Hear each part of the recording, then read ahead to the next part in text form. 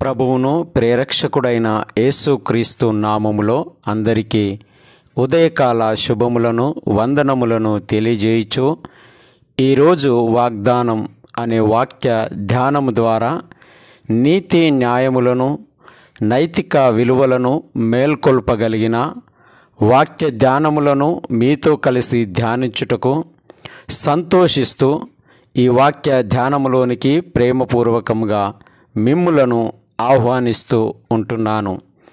ఈరోజు దేవుని వాగ్దానము ఆదికాండము 14వ అధ్యాయము 22వ వచనము.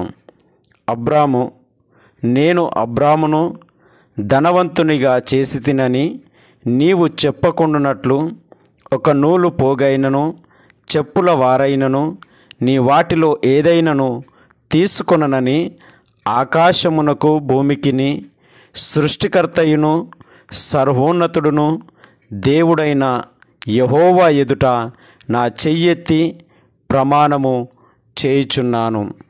ఈ మాటను బట్టి సర్వ మానవాళి పట్ల దైవ సంకల్పము లేదా ఉద్దేశము అనే అంశమును కేంద్రంగా ఈ వాక్య ధ్యానమును ఆలోచించుటకు ఎంతో సంతోషిస్తూ ఉంటున్నాను. అదేవిధంగా ఇక్కడ జ్ఞాపకము చేయబడినటువంటి విషయాలను మనం చూసినప్పుడు మొదటిగా అబ్రహాము ఒక పరిపూర్ణమైనటువంటి అవగాహన కలిగినటువంటి వ్యక్తిగా మాట్లాడడము, ఇతరులదు ఏదైనాను నాకు అక్కరలేదు అనేటటువంటి విషయము. మూడవది, ఎవరైనాను అతిశయిస్తూ నేనే నిన్ను ధనవంతుని చేసినాను అనేటటువంటి అపనిందకు అవకాశము ఇవ్వలేనటువంటి స్థితిని అక్కడ జ్ఞాపకం చేయబడుతూ ఉంటున్నది.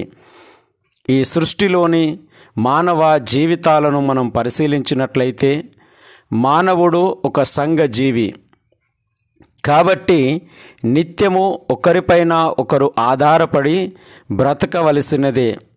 కానీ కొన్ని పరిస్థితులను సందర్భాలను బట్టి తమ అధికారములను ఆశీర్వాదములను నాయకత్వమును ఆధారము చేసుకొని ఎవరో ఏదో విధంగా వారి దగ్గర వారి సామర్థ్యములను బట్టి సహాయము కోరినప్పుడు, సహాయము అడుగుచూ ఉంటున్నప్పుడు చేసినటువంటి సహాయములను బట్టి, అందించినటువంటి సలహాలను బట్టి, తీర్చినటువంటి అవసరతలను బట్టి, వారు చేసినటువంటి ఆ పనులను బట్టి అంత మాత్రము చేత నేనే నీ జీవితాన్ని, నీ కుటుంబాన్ని, నీ పరువు ప్రతిష్టతలను నిన్ను అభివృద్ధి చెందుటకు అవకాశము కల్పించిన వాడను అని చెప్పుచు ఈరోజు ఒక అవమానకరమైనటువంటి మాటలను పలుకుచున్నటువంటి వారిని ఎందరినో మనము చూస్తూ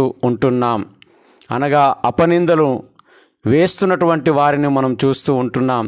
నేనే నిన్ను ధనవంతుని చేసినాను అనే విధముగా, నేనే నిన్ను ప్రయోజకుని చేసినాను అనే విధముగా, నేను సహాయం చేస్తేనే నువ్వు ఎదిగినావు అనేటటువంటి విధంగా మాట్లాడుచు అవమానిస్తున్నటువంటి పరిస్థితులను మనం ఎన్నో ఈ లోకంలో చూస్తూ ఉంటున్నాం.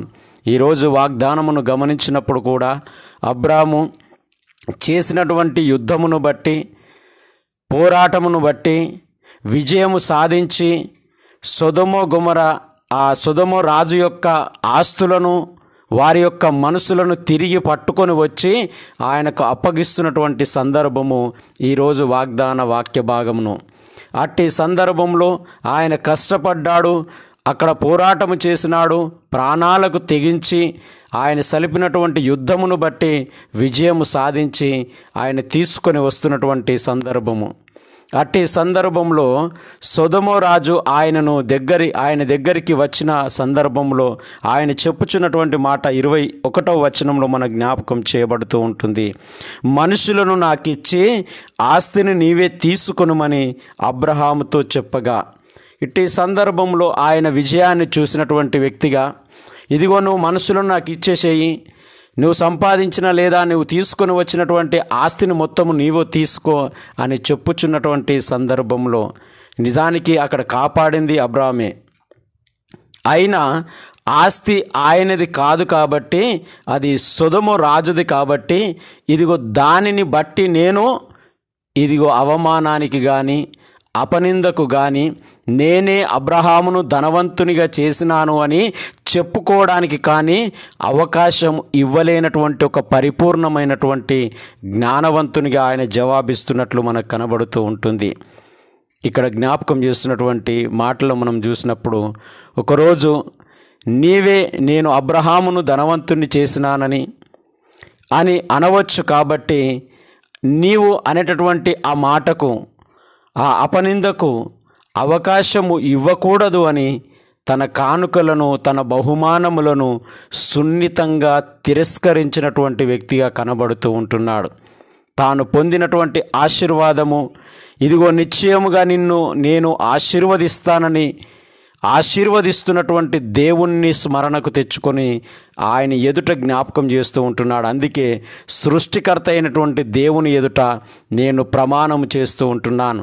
నేను దీవించబడడానికి దేవుడే కారణము, నేను ఎదగడానికి దేవుడే కారణము, నేను కష్టపడగలను, నేను పని చేయగలను, నేను సోమరి వాడను కాదు అనే విధంగా అతడు తన మీద తన ఆ యొక్క పరిపూర్ణమైనటువంటి ఆధారపడినటువంటి వ్యక్తులుగా జ్ఞాపకం చేస్తూ ఉంటున్నాడు.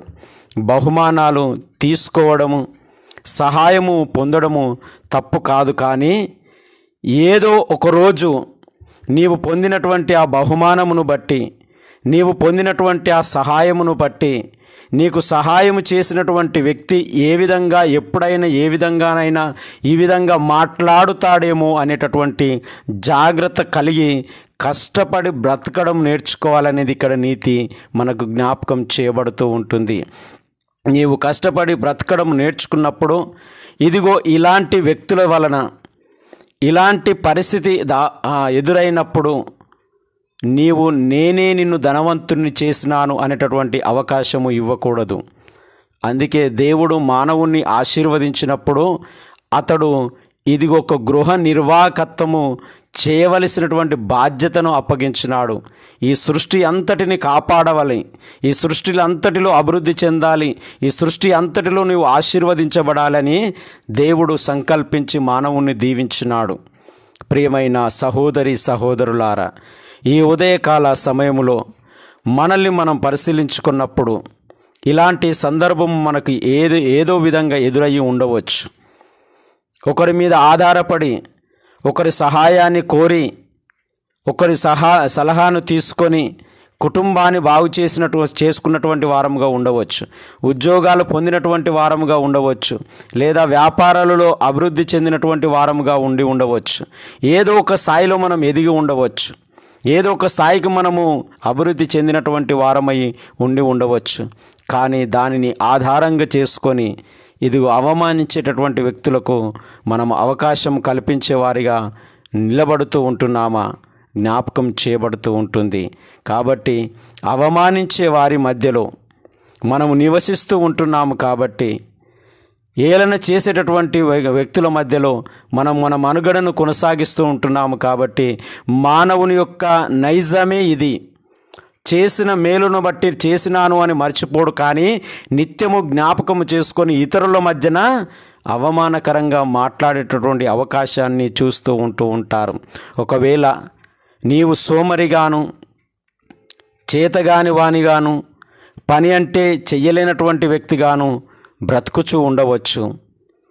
ఎలా ఉన్నప్పటికీ ఇదిగో నీకు నాకు మనకు జ్ఞాపకం చేస్తున్నటువంటి దైవ సంకల్పం ఏమిటి అంటే, నీవు అవమానించబడకుండా, నీవు అపనిందల పాలు కాకుండా, నిన్ను, నీ కుటుంబాన్ని, నీ జీవితాన్ని, నీ వ్యక్తిత్వాన్ని కాపాడుకోవడం నీ చేతిలో ఉంది.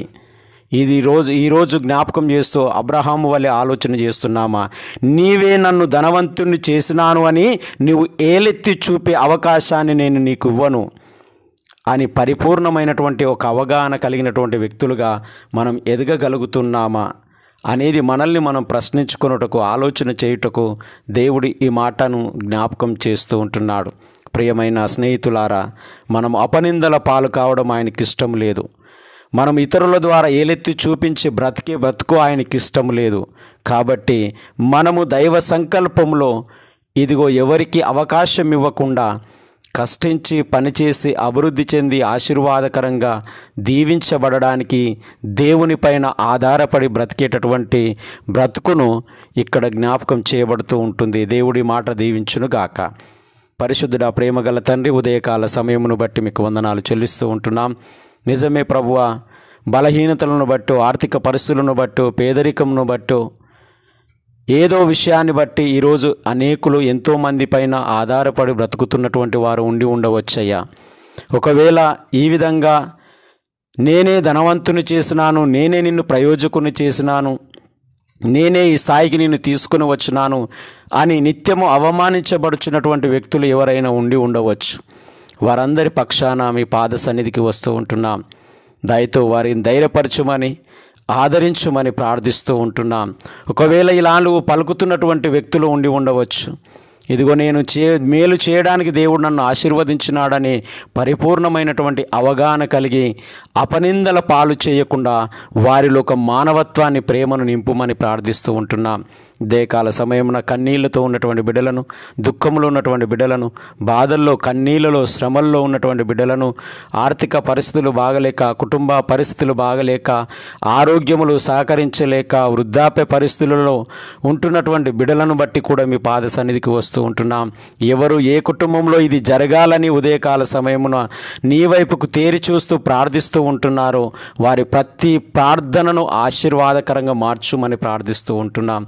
వారి పంట పొలాలను, పాడి పశువులను, చేయుచున్న ఉద్యోగాలను, ప్రతి సందర్భాన్ని మీ దీవెనలతో, ఆశీర్వాదములతో నింపి దీవించి ఆశీర్వదించి తగిన విధముగా వారిని మేలుకరమైన, దీవెనకరమైనటువంటి వ్యక్తులుగా మార్చుమని యేసయ్య పరిశుద్ధ నామమున ప్రార్థించి అడిగి వేడుకొనుచున్నాము తండ్రి.